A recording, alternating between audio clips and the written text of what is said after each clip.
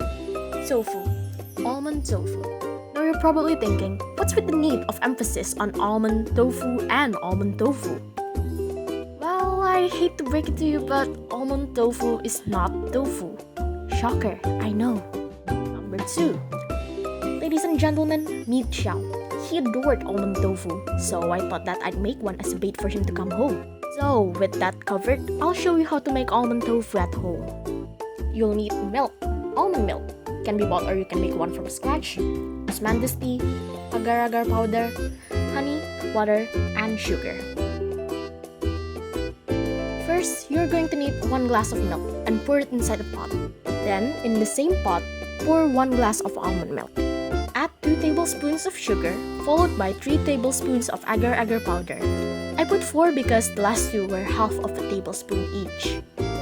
Oh, and if you don't have agar-agar powder, you can use gelatin as a substitute.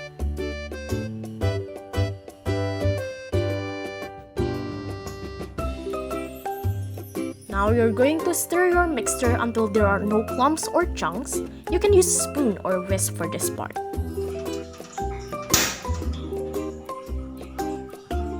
And you guessed it, you're going to stir some more. While I'm stirring, I'm just going to talk about why almond tofu is not tofu. It's called tofu because of the texture of the end result, which resembles a tofu. Actually, for me, I find it more similar to milk pudding rather than tofu. Oh, and anyway, I was searching up some facts about almonds and almond milk, and the most common one that appeared is that almonds make you grow taller. And it's a debatable subject, questioning the reality behind that claim. Some says it works, some says it doesn't work. Since I'm going to eat a bunch of these, if I'm not 2 meters tall after eating all of them, then it doesn't work. Putting all heights aside, when your mixture starts to boil, I know it doesn't look much. I don't know why the camera's not capturing the air bubbles that it produced, but once it boils, turn off your stove and take your mixture to chill. After that, take out your container. I'm using a heatproof one, so no worries. And pour your mixture into your container. Then, with a spoon and a tissue paper, you're going to take out any air bubble residue in your mixture. We're doing this so that once it's chilled, the bottom part of the tofu will be super smooth. Then, set the mixture in the fridge until it sets. Meanwhile, we'll work on the syrup.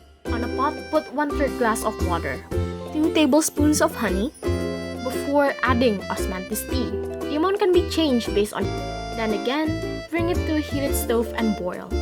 You need to boil until the color turned into goldish yellow or just yellow. It took around 2 to 3 minutes until it turned to that color.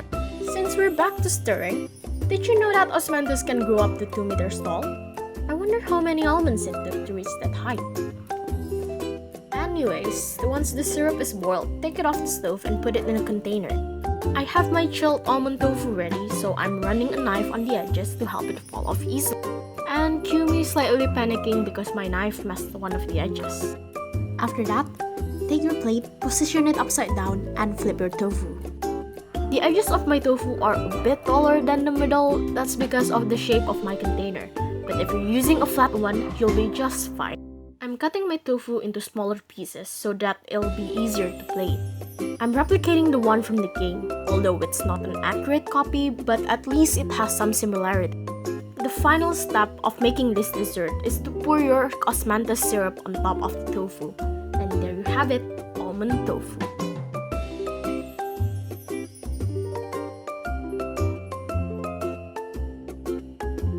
Now with that out of the way, there is still one unanswered question that needs to be answered. Will I manage to bring Xiao home? No.